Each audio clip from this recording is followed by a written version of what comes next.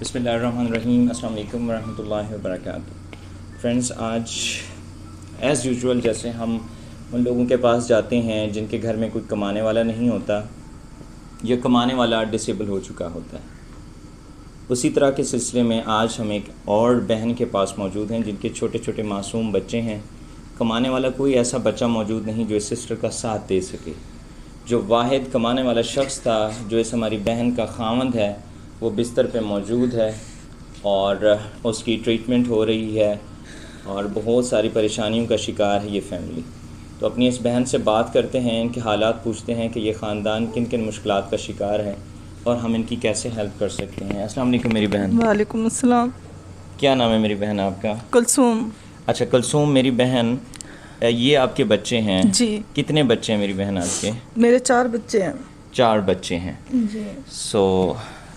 تو یہ جو آپ کا خاوند ہے اس کو کیا ہوا اور نام کیا ہے ان کا؟ محمد شکیل ہے ان کا نام.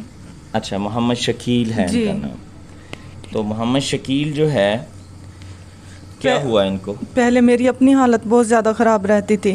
جی. میری وجہ سے یہ بہت زیادہ پریشان ہوئے. جی. مجھے کبھی اس ڈاکٹر کے پاس لے کر جاتے تھے، کبھی اس ڈاکٹر کے پاس لے کر جاتے تھے. میرا جگر کا بھی مسئلہ ہے، رسولیاں ہیں بچے دانی میں. جی.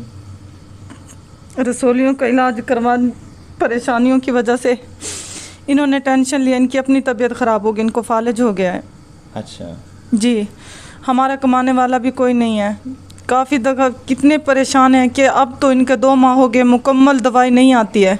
اچھا. جی. ترکی ہاسپٹل میں جاتے ہیں لیکن وہ فالج والی دوائی نہیں دیتے ہیں، دوسری دے دیتے ہیں. ان کے ناک سے اور منہ سے خون بہنے لگ گیا تھا.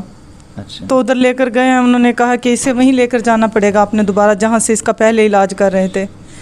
کچھ دوائیں جس طرح کے پرچیاں وغیرہ ہماری گر گئی ہیں، کچھ بچوں نے جلا دی ہیں جیسے کھیلتے ہوئے، ان کو پتہ نہیں چلا.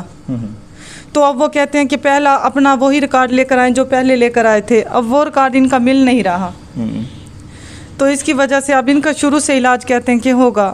اب ہمارے پاس اتنے پیسے نہیں ہیں کہ ہم دوبارہ اس کا علاج کروا سکیں. صحیح. تو میری بہن کہ آپ کیسے گزارا کر رہے ہیں، اپنے گھر کا نظام کیسے چلاتے ہیں؟ بہت مشکل چل رہا ہے بھائی. اچھا. جیسے پہلے کہ کوئی کچھ دے بھی دیتا تھا، اب کوئی کچھ نہیں دیتا. اچھا. جی. اتنی پریشانی ہے کہ ایک ٹائم گھر میں ہے اور ایک ٹائم نہیں. جیسے کہ پاپے بسکٹ چاول وغیرہ گھر میں نہیں ہوتے کہ یہ پاپے لے کر بچوں کو چائے میں ڈبو کے یا پانی میں ڈبو کے دے دیتی ہوں، اسی کے ساتھ بچے گزارا کر لیتے ہیں. اب پریشان نہ ہوں، اللہ تعالیٰ آپ کے لیے کوئی آسانیاں پیدا کرے گا میری بہن. جس رب نے آپ کو مشکلات میں رکھا ہے وہی اللہ تعالیٰ آپ کو ان پریشانیوں سے محفوظ رکھیں گے اور ان پریشانیوں سے نکالیں گے.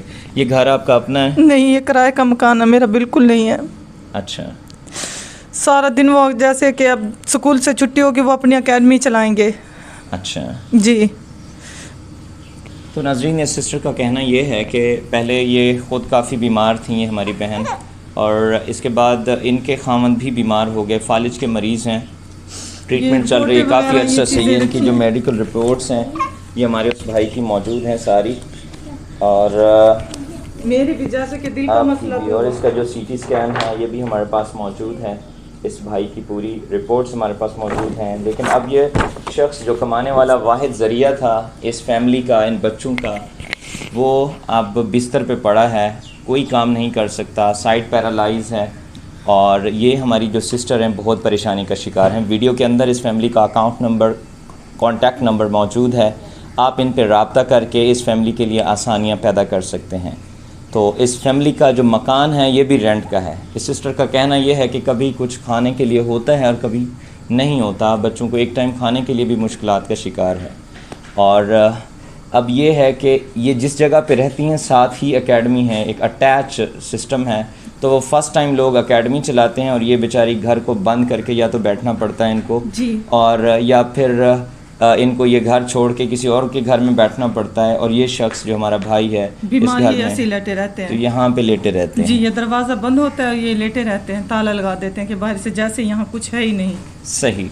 تو اگر کوئی شخص ہمارا بہن بھائی اس فیملی کی ہیلپ کرنا چاہے، ویڈیو کے اندر اس فیملی کی تمام ڈیٹیل موجود ہیں، اکاؤنٹ نمبر موجود ہے، فون نمبر موجود ہے.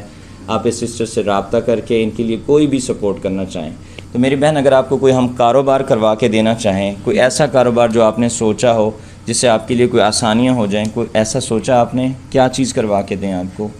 بھائی یہ دیکھ لیں کہ میرے جس طرح چھوٹے چھوٹے بچے ہیں یہ تو کچھ کر نہیں سکتے. جی. جو اللہ تعالیٰ ان کو صحت دے دے تو کوئی کاروبار یا اپنا کام کر کے یہ ہو سب سے زیادہ کہ مجھے چھت چاہیے. اچھا. سر لگونے کے لیے جس میں اپنے بچوں کو لے کر آرام سے بیٹھ جاؤں. ہاں تو بہرحال اللہ تعالیٰ آپ کے لیے آسانیاں پیدا جو کریں کوئی گے. کام ایسا ہو تو لے کر دیں جو اچھی ہے. یہ بیٹھ کے جس طرح بچے بیٹھے رہے یا میں گھر میں کچھ کر لوں. کوئی دکان یا ایسی کوئی چیز جی کچھ بھی ایسا کر کے دے دیں کہ میں گھر میں بیٹھی ہوئی بیچتی رہوں بیچ دیتی رہوں. صحیح ہے. تو اگر ہم آپ کو دکان ڈال دیں کیونکہ یہاں اکیڈمی ہوتی ہے تو آپ اکیڈمی کے بچے بھی آپ سے لے سکتے ہیں چیزیں. تو اس طرح کا کچھ سامان ڈال دیا جائے. جی دیکھ لیں. ٹھیک ہے ٹھیک ہے. تو اچھا میری بہن میرے پاس کچھ امانت ہے. یہ ہماری ایک بہن ہے انگلینڈ سے مظہر محمود فیملی کی طرف سے. یہ 15,000 روپے ہیں آپ کے بچوں کے لیے. آپ ان کو بے شک گن لیں.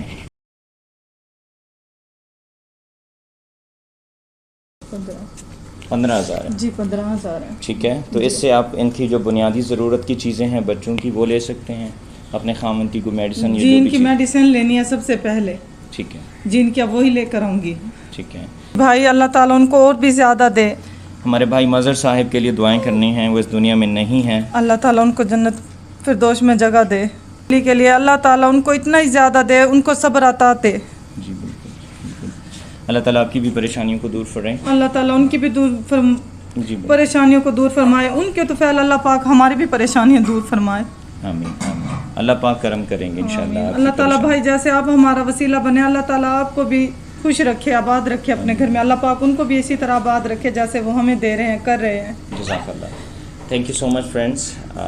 اسپیشلی میں آپ سب کا شکر گزار ہوں اور اس خاندان کا مظہر محمود فیملی کا جنہوں نے ایسے ہی خاندانوں کے بارے میں سوچا ہے. جب ہم جاتے ہیں تو بیسک سپورٹ لے کے جاتے ہیں.